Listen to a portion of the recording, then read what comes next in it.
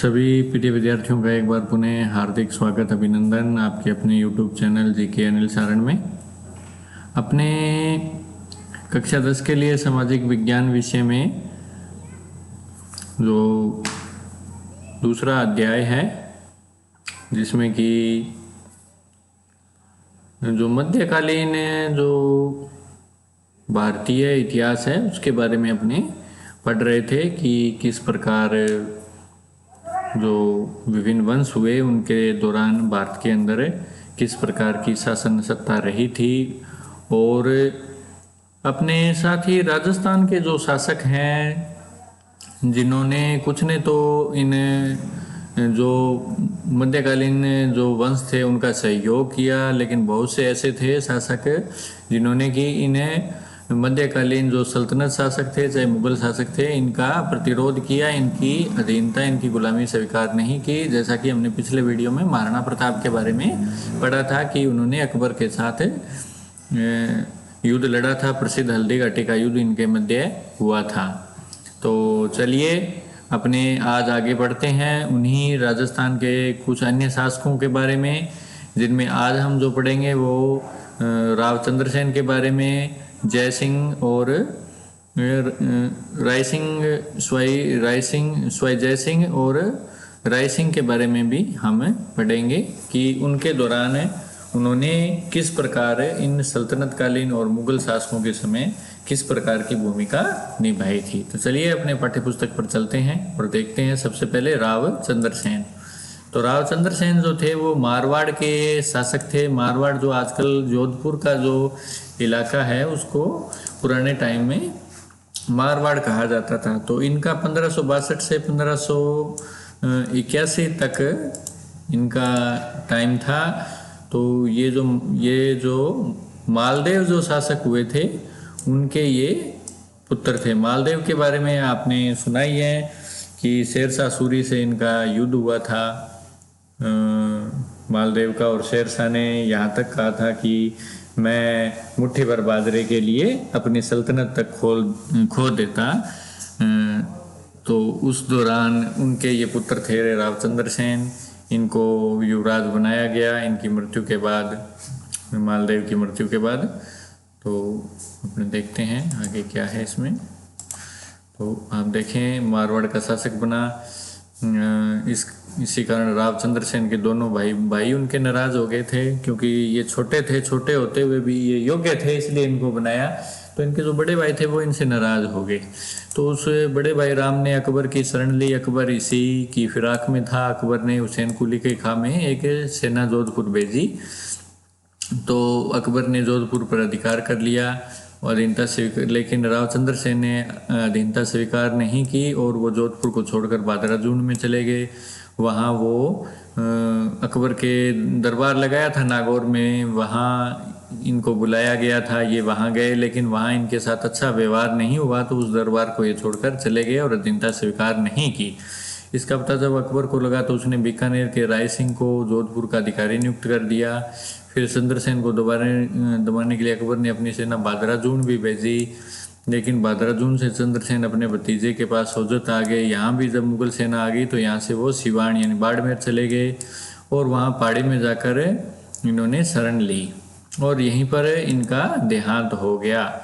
यानी इन्होंने कभी भी अधीनता स्वीकार नहीं की अकबर की, और मुगल शासकों की अधीनता स्वीकार नहीं की, और ये इनका जो अधिकांश जो जीवन था वो इनका बाहर पलायमान ही बीता। तो यहीं पर इनकी समाधि भी बनी हुई है जहाँ इनका देहांत हुआ था। इनको विस्मृत नायक यानी भूले हुआ राजा, भूला बिसरा राजा आदि नामों से भी इनको जाना जाता है। तो इनको इतिहास के अंदर इन नामों से जाना जाता है। तो ये थे रावचंद्र सेन। अगला हम पढ़ते हैं बीकानेर के राय सिंह। तो बीकानेर के जो राय सिंह थे ये राठौड़ वंश के शासक थे, और इन्होंने जो थे वो अकबर की अधीनता स्वीकार कर ली थी और अकबर के साथ सहयोग करके इन्होंने अकबर का सहयोग किया था और उनकी सेना के ये दायित्व संभालते थे।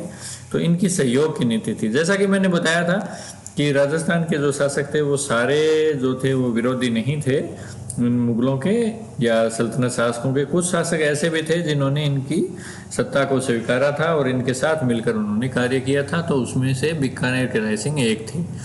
तो राय सिंह कल्याणमल राठौड़ का बड़ा पुत्र था। इनका जन्म 1541 में हुआ। नागौर दरबार में ये अकबर की शाही सेना में शामिल हो गया और शीघ्र ही अकबर का ये विश्वास पात्र बन गया। यानी अकबर की प्रधान जो सेना थी उनका एक बहुत बड़ी सेना का सेनापति भी राय सिंह को बनाया गया था।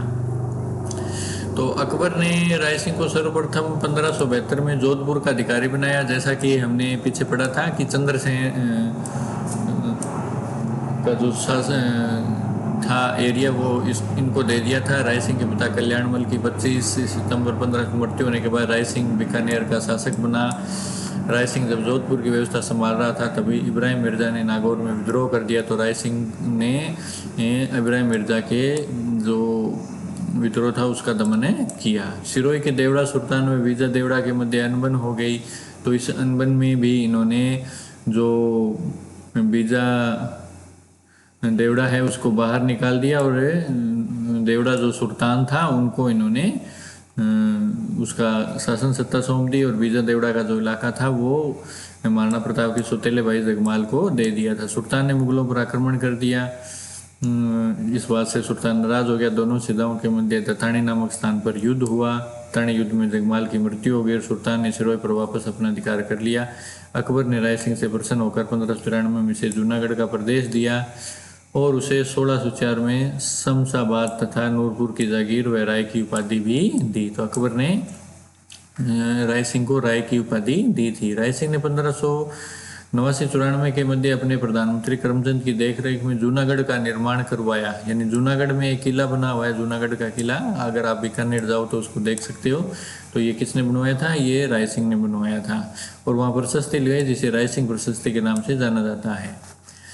ठीक है। इसके अलावा अगर हम राय सिंह के काल की महत्वपूर्ण बातें देखें तो आप देखें जो राय सिंह थे ये साहित्यकार भी थे। इन्होंने राय सिंह महोत्सव, वेदक वंशावली, ज्योतिष रत्नमाला, ज्योतिष ग्रंथों की भाषा पर बाल बोधनी नामक टीका लिखी। करमचंद्र वंशो कीर्तनम नामक काव्य ग्रंथ में राय सिंह को राजेंद्र नाम से पुकारा गया। राय सिंह के शासनकाल में बीकानेर में अकाल पड़ा।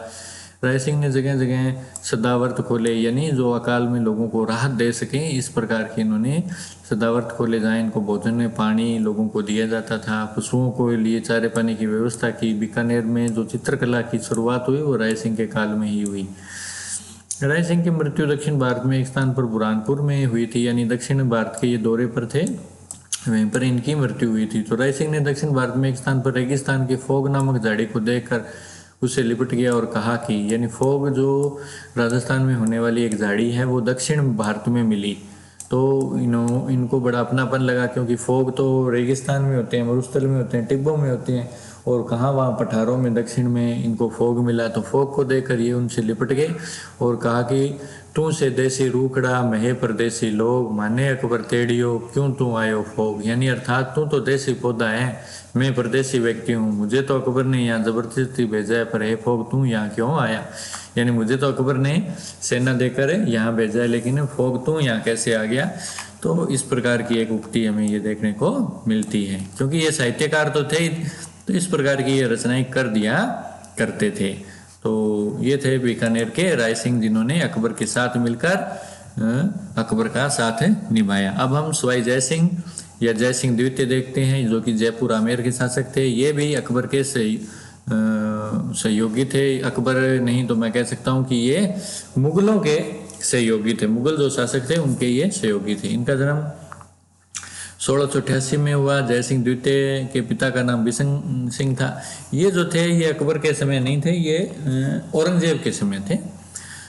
इन शुरू में इनका नाम विजय सिंह, इनके छोटे भाई का जय सिंह था, लेकिन औरंगजेब क्या हुआ कि औरंगजेब ने इनकी बहादुरता देखकर इनका नाम जय सिंह और इनके छोटे भाई का नाम विजय सिंह कर दिया। जब इनके पिता बिशन सिंह की मृत्यु हुई तो इन्हें आमेर का शासक बना दिया गया और औरंगजेब की मृत्यु हो गई तो औरंगजेब के पुत्रों में उत्तराधिकार संघर्ष शुरू हो गया, जिसमें मुअज्जम आजम, कामबख्श और अकबर थे। अकबर भारत छोड़कर चला गया। कामबख्श को राजा बनने की कोई इच्छा नहीं थी, तो मुअज्जम और आजम में युद्ध हुआ।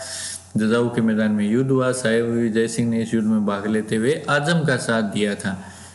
तो लेकिन आजम क्या हुआ, आजम हार गया। मुअज्जम ने स्वाई जय सिंह के भाई विजय सिंह को अपनी ओर मिला लिया। इस युद्ध में मुअज्जम की विजय हुई।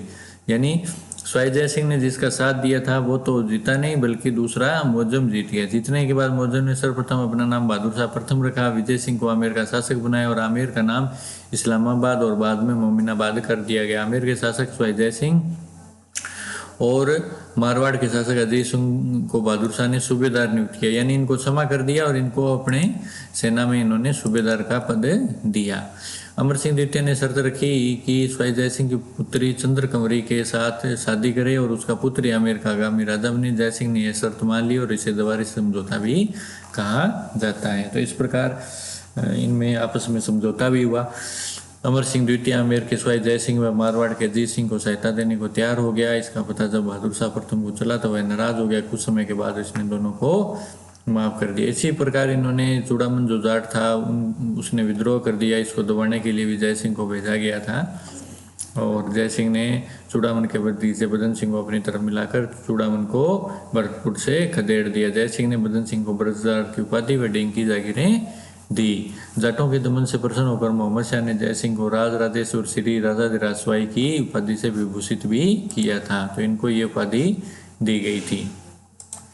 तो ये तो था इनके काल में जो इन्होंने शासकीय उपलब्धियां, जो इन्होंने युद्धों में उपलब्धियां की वो थी। इनके अलावा जो सबसे बड़ी उपलब्धियां हमें स्वाई जय सिंह के शासन में काल में मिलती हैं तो वो है कला के क्षेत्र में, विशेष करके जो स्मारक निर्माण है उनके अंदर स्वाई जय सिंह की जो थी वो बड़ी ही उपलब्धि रही। ये इन्होंने जंतर मंतर का निर्माण करवाया था। इन्होंने पांच जगहों पर जंतर मंतर बनवाए थे। ये एक सौर वेधशालाएं थी जिनमें ज्योतिष के द्वारा गणना करके जो भविष्यवाणियां की जा सकती थी या समय के हिसाब से दिनांक तारीख ये निकाल कर मुहूर्त वगैरह निकालते थे और उनसे ये भविष्यवाणी भी करते थे कि आगे का मौसम कैसा रहेगा या अन्य जो चीज़ें थी उनके ऊपर ये विभिन्न ज्योतिष गणना में ये महत्वपूर्ण भूमिका निभाती थी। ये वेधशाला, इसको जंतर मंतर नाम दिया गया था और यही एक जंतर मंतर जो आपको यहाँ फोटो में दिख रहा है ये जयपुर में बना हुआ है। इसको सौर वेधशाला या जंतर मंतर बोलते हैं। इसका निर्माण किसने करवाया है? स्वाई जय सिंह ने। इसको तो यूनेस्को जो है उसने विश्व धरोहर सूची में भी शामिल कर लिया है 2010 में। यानी ये एक विश्व में धरोहर मानी जाती है। स्वाई जय सिंह ने 1725 में नक्षत्रों की गति की गणना के लिए एक शुद्ध सारणी का निर्माण करवाया। जय सिंह ने ज्योतिष विद्या पर जय सिंह कारिका नामक ग्रंथ लिखा। यानी ये खुद ज्योतिष में रुचि रखने वाले व्यक्ति थे। जय सिंह ने भारत में ज्योतिष के अध्ययन के लिए 5 वेधशालाएं बनवाई। ये हैं जयपुर, दिल्ली, मथुरा, बनारस और उज्जैन में स्थित है। ये 5 सौर वेधशालाएं इन्होंने बनवाई थी। जयपुर का जंतर मंतर, इनको जंतर मंतर कहते हैं, 500 वेधशालाओं में सबसे बड़ी वेधशाला है और जुलाई 2010 में यूनेस्को की विश्व धरोहर सूची में सम्मिलित कर लिया गया है। जयपुर का प्राचीन नाम जयनगर था। स्वाई जय सिंह ने आमेर की जगह जयपुर को कछुआ वंश की राजधानी बनाया। यानी इनसे पहले आमेर जयपुर की कछुआ वंश की राजधानी थी, लेकिन इन्होंने जयपुर को राजधानी बनाया। जयपुर की स्थापना से पूर्व स्थान पर एक शिकार होदी स्थित थी। इसी होदी को स्वाई जय सिंह ने बादल महल का रूप दे दिया और जयपुर शहर के निर्माण की शुरुआत की। यानी जो आज राजस्थान की राजधानी जयपुर है इसके निर्माण की शुरुआत करने वाला शासक कौन था? स्वाई जय सिंह। और स्वाई जय सिंह के नाम पर ही इसका नाम जयपुर पड़ा है। स्वाई जय सिंह अंतिम हिंदू शासक था जिसने 1740 में कई यज्ञ करवाए। यज्ञ करवाने वाले ब्राह्मणों के रहने के लिए स्वाई जय सिंह ने जल महलों का निर्माण करवाया और 21 सितंबर 1743 को रक्त विकार से जय सिंह की मृत्यु आमेर में हो गई। तो ये हम देख सकते हैं कि स्वाई जय सिंह जो थे वो जो मुगल शासक थे उनके सहयोगी थे और इन्होंने कई प्रकार के जो निर्माण कार्य करवाए। इन्होंने जयपुर नगर की नींव रखी। इसके अलावा इन्होंने 5 जगह सौर वेधशालाएं जिनको जंतर मंतर कहा जाता है उनका निर्माण करवाया, जिसमें से जो जयपुर का जंतर मंतर या सौर वेधशाला है वो सबसे प्रसिद्ध सौर वेधशाला है, जिसको कि यूनेस्को जो कि संयुक्त राष्ट्र संघ की एक प्रमुख संस्था है यूनेस्को, उसने इसको विश्व धरोहर सूची में भी 2010 में शामिल किया है। ये अति महत्वपूर्ण है। अब हम अमर सिंह राठौड़ देखते हैं जो कि जोधपुर के ही एक अन्य शासक थे। जोधपुर के महाराजा अगर सिंह के 3 पुत्र थे। बड़ा अमर सिंह, दूसरा जसवंत सिंह व तीसरा अचल सिंह, जो कि बचपन में ही मर गया था। अमर सिंह राठौड़ पराक्रमी व निडर था। उसके पास उसी के स्वभाव के कई राजपूत युवक जमा हो गए। गज सिंह ने अनारा नामक पासवान के बहकावे में आकर अमर सिंह को राज्याधिकार से वंचित कर देश से निकाल दिया। अमर सिंह राठौड़ मुगल बादशाह की सेवा में जा पहुंचा, जहां उसकी बहादुरी से प्रसन्न होकर शाहजहां ने उसे राव की उपाधि दी। तो एक बार अमर सिंह राठौड़ 15 दिनों तक मुगल दरबार में अनुपस्थित रहा। बादशाह शाहजहां ने उससे उसकी अनुपस्थिति के कारण पूछा तो अमर सिंह ने स्वामी मान के साथ उत्तर दिया कि मैं केवल शिकार के लिए गया था, दरबार में नहीं आ सका। जहाँ तक जुर्माना अदा करने की बात है, मेरी तलवार ही मेरी संपत्ति है। यानी इन्होंने जुर्माना अदा करने से मना कर दिया। तो इनके जुर्माना वसूली के लिए सलावत खां को भेजा, लेकिन इन्होंने इनकार कर दिया। तो अमर सिंह को तुरंत हाजिर होने के लिए आदेश दिया। शाहजहां ने अमर सिंह आदेश का पालन करते हुए दीवाने खास में पहुंचकर बादशाह का अभिवादन किया। तो यहाँ सलावत खां ने इनको गवार कहा। इसे अमर सिंह सुन नहीं सका और सलावत खां पर आक्रमण कर उसके सीने में कटार उतार दी। इसके बाद अमर सिंह ने बादशाह शाहजहां पर भी आक्रमण किया, किंतु शाहजहां बच गया। भयभीत बादशाह जनाना महलों में भाग गया। अमर सिंह के साले अर्जुन गौड़ ने इनाम के लालच में धोखे से अमर सिंह पर आक्रमण कर उसे मार दिया। यह